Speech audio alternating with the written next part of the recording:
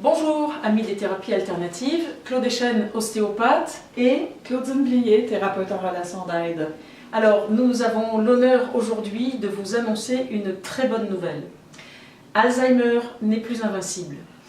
Nous allons, si vous voulez, vous présenter un atelier concernant justement cette maladie. Cet atelier va s'appeler Alzheimer vers un monde meilleur parce qu'il se trouve que notre génétique ne nous condamne pas toujours. En fait, nos modes de vie, que ce soit l'alimentation, le sport, la méditation, toutes ces choses-là peuvent inverser le sens d'une telle maladie. On peut retrouver un cerveau normal, un bon état cognitif, et tout ça a été prouvé récemment par un neurologue qui habite donc aux États-Unis sur la côte ouest. Alors, venez découvrir effectivement cet atelier qui va être passionnant, parce que nous allons parler de ce fameux protocole qui s'appelle le protocole RECODE.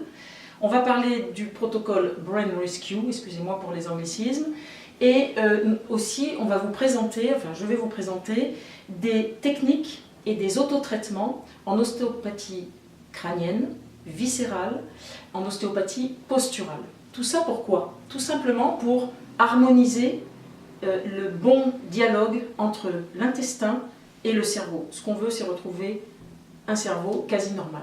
Et ça, si vous voulez, c'est une des clés vraiment essentielles pour lutter et peut-être pour gagner le combat contre cette terrible maladie. Et Claudine va vous parler de ce qu'elle présentera, elle. Alors moi, en fait, l'Alzheimer vers un avenir meilleur, c'est vraiment aussi se pencher vers le ressenti des personnes. Donc le ressenti de la personne atteinte et le ressenti des proches.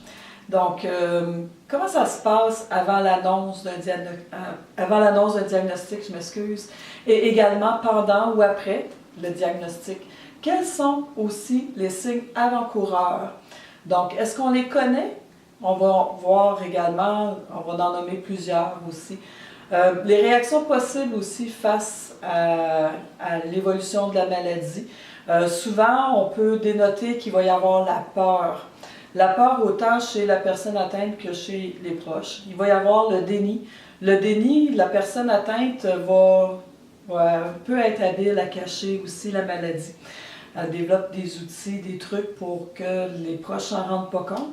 Mais il y a aussi le déni auprès de la famille. La famille peut penser que le proche, en fait, que la personne atteinte, entend bien ce qu'elle veut entendre ou qu'elle va vraiment contester pour contester. Donc, c'est des choses qu'on va regarder ensemble. On va regarder également les outils de dépistage et on va regarder des outils qui permettent de conserver les acquis. Et on va vous partager des bonnes adresses à utiliser là, en cas de besoin.